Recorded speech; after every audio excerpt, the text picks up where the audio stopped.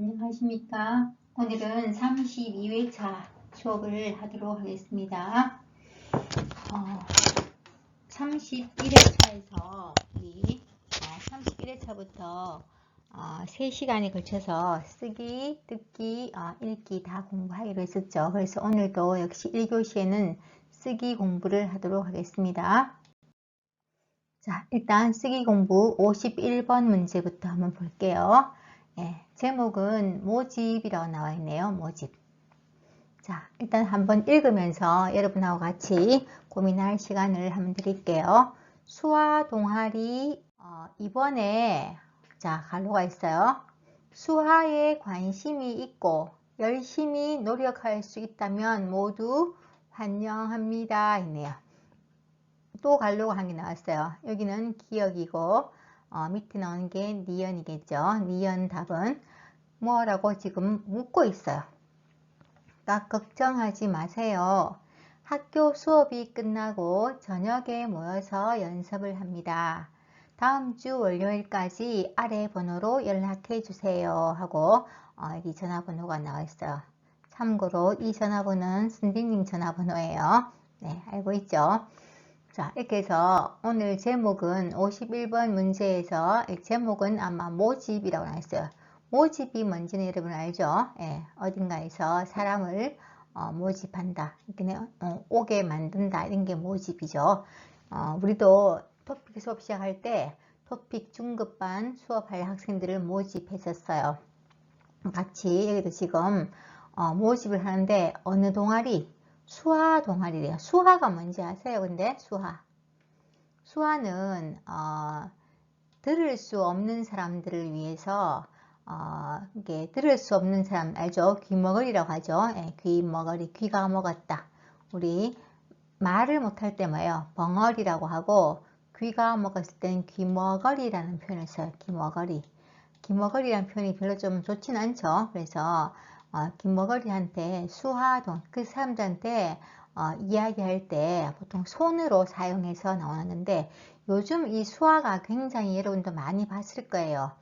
코로나 때문에 코로나에 대한 방송을 할 때 여러분이 보면은 그 관계자가 그 말로 막 하고 있으면 그 옆에서 보면은 손으로 막 해준 사람이 있어요. 그 사람이 수화를 한 사람이에요. 혹시 잘 못 듣는 사람이 못 들으면 안 되니까 같이 들을 수 있게 수화로 해주는 거죠. 이렇게 수화 동아리 우리입니다. 동아리의 이름이 아마 우리인가 봐요. 이번에 자 제목은 항상 선생님이 이 모집 제목하고 여기 기억하고 관계 있다고 했죠. 그래서 기억 이번에 뭐 할까요? 그러면 자 뭐 합니다. 수화에 관심이 있고 열심히 노력할 수 있다면 모두 누구든지 다 모두 환영합니다 했어요. 그럼 여기 일단 기억은 뭐가 들어갈지 대충 알겠죠? 자 이번엔 리언 보니까 자 지금 질문 형태로 나와 있어요. 묻는 문장이죠. 걱정하지 마세요 했어요. 뭐라고 물으니까 걱정하지 마세요. 학교 수업이 끝나고 저녁에 모여서 연습을 합니다. 학교 수업 끝나고 저녁에 모여서 연습을 한대요. 그래서 다음 주 월요일까지 아래 번호로 연락해 주세요 나왔어요. 대체로 오늘 51번 문제는 좀 쉬워요. 그죠? 여러분이 금방 답을 알 수 있겠죠? 그렇죠?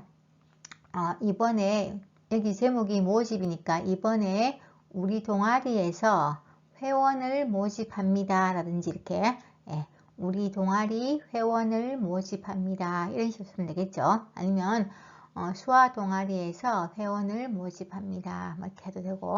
그래서 수화에 관심이 있는 사람들은 오라고 했어요. 그럼 리언은 뭘 물어봤을까요? 뭔가 물어보고 있는데 무엇을 물어봤나요? 걱정하지 마세요 하고 지금 이 물음에 대한 답을 뒤에서 해주는 거예요. 학교 수업이 끝나고 저녁에 모여서 연습합니다 했어요. 그럼 이 사람이 물은 게 뭘까요? 언제 연습을 하느냐고요? 네, 그렇죠. 시간이 없는데 언제 연습을 하냐고요? 연재 아니고 언제예요. 언제 연습을 하냐고요? 네. 그러니까 뭐라 해요? 걱정하지 마세요. 학교 수업이 끝나고 저녁에 모여서 연습합니다 했어요. 그러니까 다음 주 월요일까지 밑에 있는 번호로 연락해 주세요 라고 했어요. 사실 이 문제는 별로 어렵지 않았죠. 예, 여기 들어갈 내용도 뒤에 여기에서 설명을 다 해줬기 때문에 무엇을 묻는지 아마 여러분이 금방 알 수 있어요. 자, 그러면 51번 문제는 쉽게 풀었으니까 그 다음 52번 문제 한번 볼게요. 네, 52번 문제 유형이 나와 있습니다. 우리가 지금 51번, 52번 문제 유형은 다른 문제가 나와요. 그 다른 문제가 나온다는 이야기는 문제를 많이 풀어보면 여러분이 혹시 비슷한 문제에서 아니면 같은 문제에서 잘 풀 수 있기 때문에 계속 다른 문제를 풀어보는 거죠. 그래서 오늘 52번 문제도 좀 모기에 대한 이야기인데 그렇게 뭐 문장이 어렵거나 내용이 까다로운 건 아니에요. 그냥 한번 읽어 볼게요. 여러분도 읽으면서 같이 답을 한번 생각해 보시기 바랍니다. 여름철만 되면 우리 불청객인 모기가 많아진다. 어떻게든 자 갈로 있어요.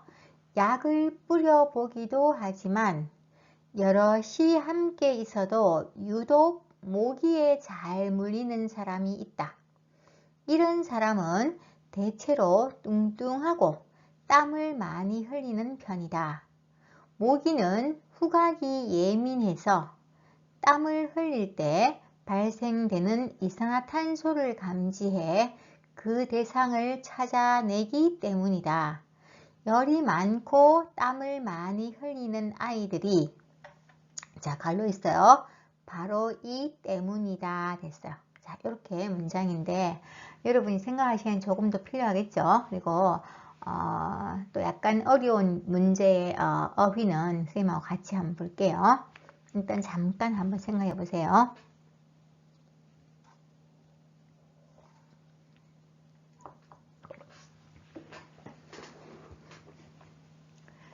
네, 일단 우리 어휘부터 한번 보도록 할게요.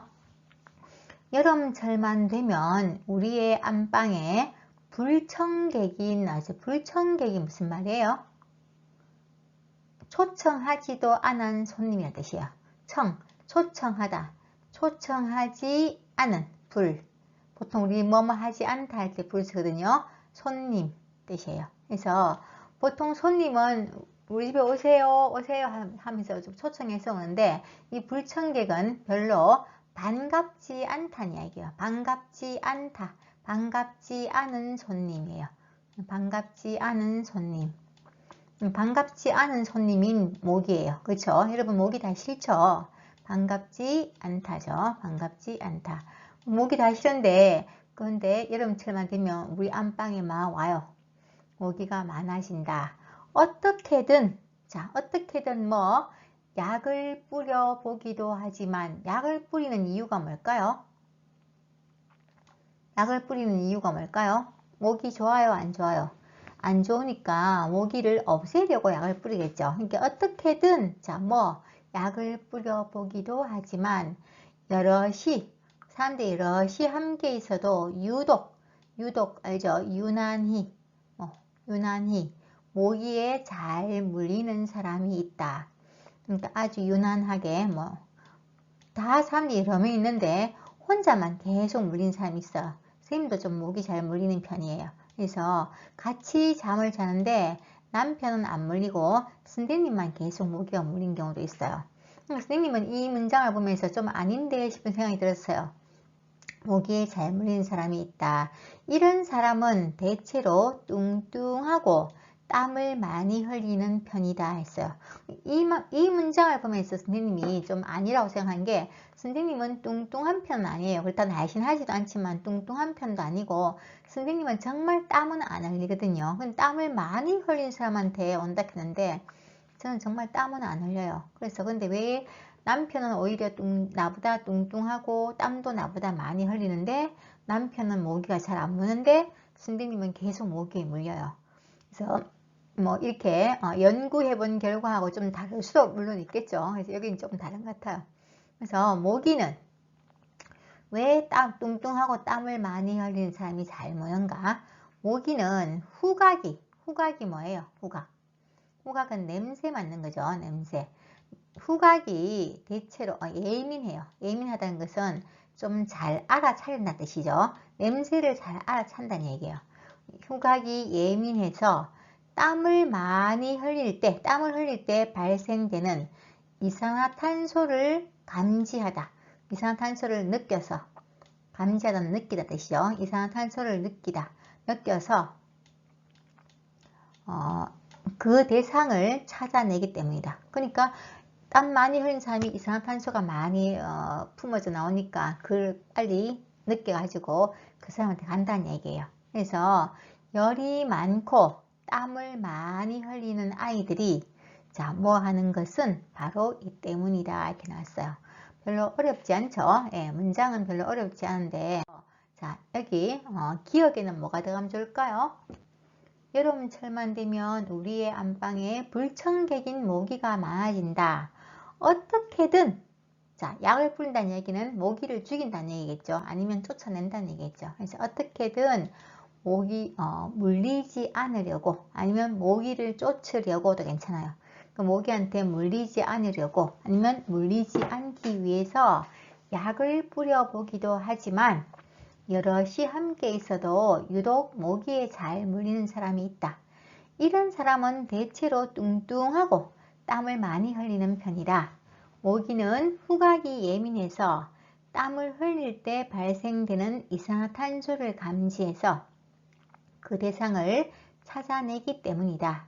그래서 열이 많고 땀을 많이 흘리는 아이들이, 아까 했죠? 열이 많고 땀을 많이 흘리면 어떤다 했어요? 모기에게 잘 물린다고 했죠. 그래서 모기에 많이 물리는 것은 바로 이 때문이다.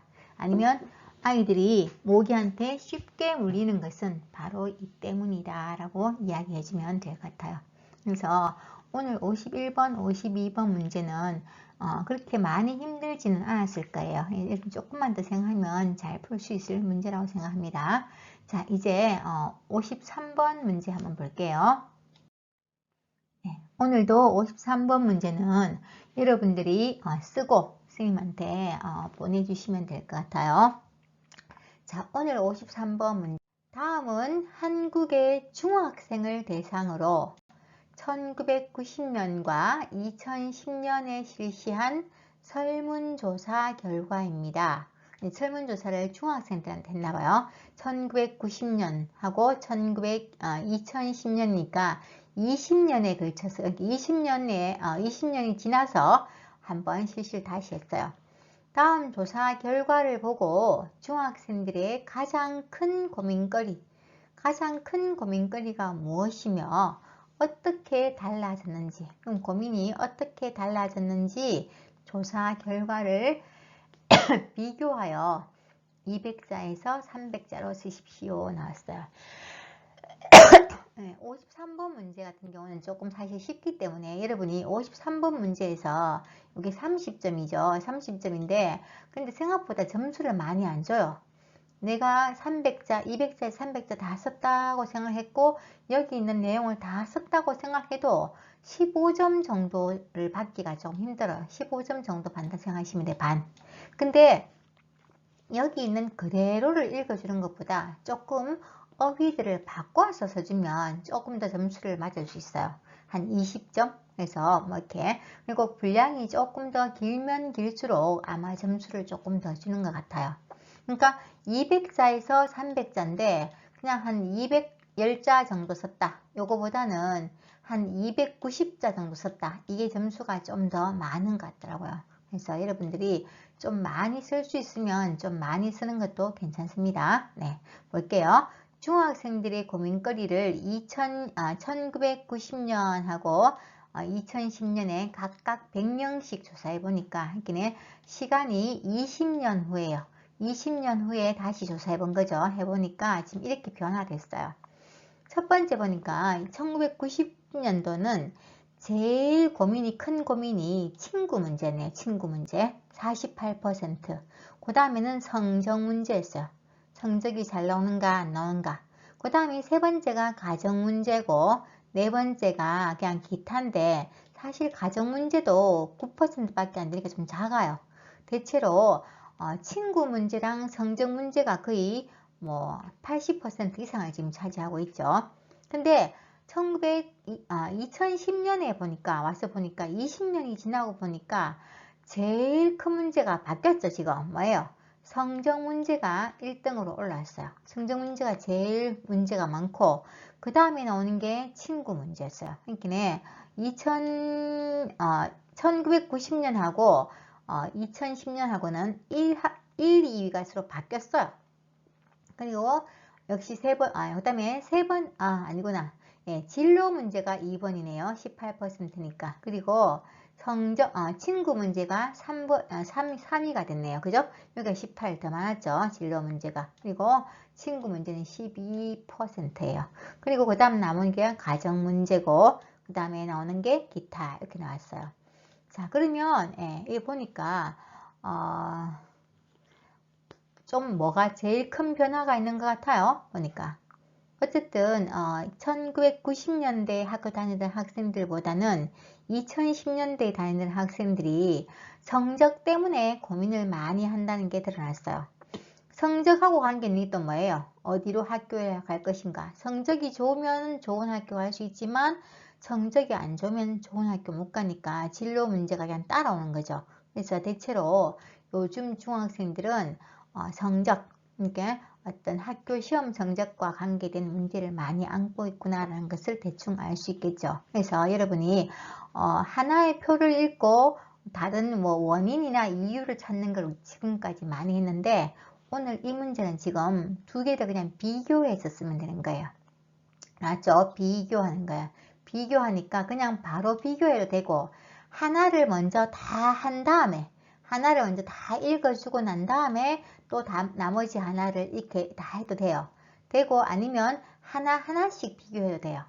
그러니까 선생님 같으면 예를 들어서 이건 지금 하나를 한번 비교해서 한번 설명해 볼게요. 자, 한국의 중학생 처음 쓸 때 한국의 이것도 쓰면 돼요. 다음은 이거 안 써도 되겠죠. 예.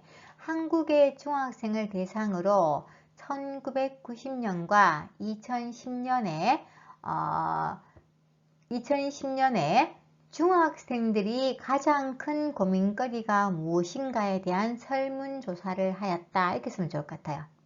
다시 한번 한국의 중학생들을 대상으로 1990년과 2010년에 중학생들의 가장 큰 고민거리가 무엇인지에 대해서 설문조사를 하였다. 그 결과 1990년과 2010년은 큰 차이를 보였다. 1990년에 가장 큰 고민은 친구 문제였는데 2010년에는 성적 문제가 가장 큰 고민거리가 되었다. 1990년대에 친구 문제가 48%였는데 2010년에 성적 문제는 55%로 더 많아지기도 하고 그 내용도 바뀌었다. 이렇게 써도 되겠죠? 아니면 여러분 남대로 이걸 먼저 다 써도 돼요. 그리고 2위는 두 번째로 큰 고민거리는 1990년대는 성적 문제였는데 2010년에는 진로 문제로 연결되었다. 그리고 나머지 그 다음에 3, 4, 5번은 크게 차이는 없지만 어쨌든 가장 큰 고민거리는 1990년대가 중학생들다운 친구 문제였다면 2020년에서는 공부하고 뭐 성적을 얼만큼 받고 앞으로 어느 대학을 갈 것인가 하는 진로 문제가 더 큰 문제로 자리 잡게 되고 친구 문제는 좀 순위가 밀려나게 되었다. 그래서 그 교사 결과 예전에 비해서 요즘 청소년들은 요즘 중학생들은 성적과 진로 문제에 큰 고민을 가지고 있는 것으로 나타났다 정도로 쓰면 될 것 같은데 여러분이 우리가 선생님이 계속 써주는 걸 많이 해줬기 때문에 여러분이 한번 할 수 있을 것 같아요. 원고지에 이렇게 써서 선생님한테 좀 보내주세요. 알겠죠? 예. 보내주시면 여러분이 첨삭을 받을 수 있는 기회가 있을 거고, 또 혹시 못 보내면 여러분이 혼자서 한번 써보시는 것도 좋을 것 같아요. 연습 많이 했으니까. 자, 이번에는 이제 지난번에 이어서 역시 의미 파악하기를 한두 주 정도 더 해보겠습니다. 요거는 역시 우리가 쓰기 할 때 좀 도움이 되라고 지금 하는 거예요. 그래서 첫 번째 문제는 괄호 안에 넣기인데 여기 객관식 문제로 번호로 되어 있어요. 1, 2, 3, 4로. 그 다음 문제는 쓰기로 되어 있죠. 자, 한번 볼게요. 최근 연구 결과 직접적인 원인은, 이게 비만 문제 알죠? 살찌는 거. 왜 살찌는가? 직접적인 원인은 설탕의 과다 섭취가 아닌 것으로 밝혀졌습니다. 우리 보통 단 거 많이 먹으면 살찐다고 들었어요. 그래서 단 음식, 아이스크림 먹지 마, 케이크 먹지 마 많이 했어요.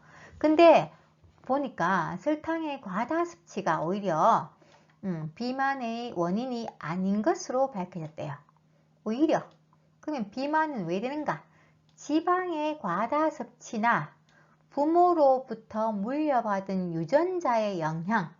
자, 지방의 과다 섭취 첫 번째, 그리고 나니까 두 번째, 부모의 유전자, 부모로부터 물려받은 유전자의 영향, 또는 세 번째, 운동 부족 때문인 것이라고 나타났어요. 그러니까 비만이 되는 이유가 설탕을 많이 먹어서가 아니고 지방을 과다 섭취하거나 부모로부터 유전자, 부모님이 살쪘으면 살찔 확률이 많다는 얘기죠. 유전자의 영향을 받거나 또는 운동이 부족해서로 나타났어요. 심지어 게다가 비슷하죠. 게다가 어떤 학자는 설탕의 섭취는 오히려, 설탕을 섭취하는 것은 오히려니까, 오히려 뭐예요? 반대로 되시죠. 반대로. 그래서 반대니까 원래 설탕을 섭취하면 우리 보통 살찐다고 생각했는데 오히려 반대로, 그럼 어떨까요? 반대로 지방의 과다 섭취를 막게 되어서, 이게 지방을 많이 먹는 것을 막게 되어서 오히려 비만을 방지한다고 주장한다고 했어요. 설탕을 섭취하면 어떻게 돼요? 설탕 단 거 너무 많이 먹고 나면 밥맛 있어요, 없어요? 밥맛이 없죠. 예, 단 거 많이 먹고 나면 속도 좀 느끼하고 또 단 게 밥맛이 없어요. 그래서 여기서 답은 좀 쉽게 찾을 수 있겠죠. 예, 식욕을 떨어뜨리기 때문에 지방의 과다 섭취를 막게 돼서 오히려 비만이 없다는 얘기죠. 그러니까 설탕을 많이 먹는 게 오히려 지방 덩어리를 덜 먹게 해서, 밥을 좀 덜 먹게 해서 오히려 이제 비만을 방지하게 된다는 그런 이야기를 하고 있는 거예요. 이 의미를 파악하고 난 다음에 여러분이 이제 주관식, 자, 간단하죠, 문제가 아주. 자, 살을 빼기 위해서는 뭐 하는 것이 중요해요? 자, 살 빼려면 뭐 하는 것이 중요해요? 밥을 먹기 전에 단 것을 많이 먹으면 식욕이 감퇴한다는 이야기도 있어요. 자, 좀 전에 우리 앞에서 나왔던 객관식 문제, 번호 쓰기 문제하고 그 연관이 있는 문제가 항상 여기에 나와요. 자, 여러분 살 빼기 위해서 보통 뭐 해요? 보통 사람들은 살 빼기 위해서 별로 안 먹고 운동 많이 하죠. 나 운동해야 돼. 막 계속해서 운동, 진짜 헬스장 다니면서 운동하는 사람들 진짜 많아요. 살 빼기 위해서. 근데 선생님도 경험해 봤지만 살 빼는 데 있어서 운동도 중요해요. 그럼 건강하게 살 뺄 수 있긴 한데 제일 중요한 거는 안 먹는 게 살을 제일 안 찌우는 것 같아요. 내가 보니까. 그러니까 선생님이 예전에 좀 이가 안 좋아서 이를 치료한다고 막 밥을 계속 못 먹었어요. 잘. 그랬더니 살이 갑자기 한 2kg나 쑥 빠지더라고요. 그래서 역시 먹는 게 중요하구나 생각을 했거든요. 그래서 여기서도 마찬가지예요. 밥을 먹기 전에 단 거 먹으면 어떻게 된다고 했어요? 식욕이 감퇴한다고 했죠. 식욕이 감퇴한다는 이야기는 뭐예요? 예, 밥맛이 없다는 거죠. 그래서 살을 빼기 위해서는 뭐예요? 예, 식욕을 떨어뜨리는 것이 중요해요. 식욕이 감퇴, 식욕을 떨어뜨리는 것이 중요해요. 식욕, 밥맛이 없으면 밥을 안 먹으니까, 그래서 밥을 먹기 전에, 여러분들이 원래 다이어트 할 때는 우리 보통 밥을 먼저 먹고 나중에 디저트로 과일을 먹잖아요. 근데 그게 잘못됐대요. 먼저 과일을 먼저 먹으래요. 과일도 단맛이 많이 나죠. 많이 나고 어쨌든 과일이라도 먹으면 뭔가 배가 좀 부르다는 느낌이 있어서 밥을 덜 먹는데요. 그래서 살이 빠지는데도 좋다고 하더라고요. 그러니까 일단 살 빼기 위해서는 가장 중요한 거는 식욕을 떨어뜨리는 것이 중요하다. 그래서 그렇게 하기 위해서 밥을 먹기 전에 단 거 많이 먹으면 식욕이 감퇴한다는 이야기도 있어요. 그러니까 꼭 여러분들이 단 거 안 먹어야 돼. 단 거 많이 먹으면 살쪄. 쿠키나 과자나 이런 거 다 안 좋아라고 생각할 필요까지는 없다는 얘기예요.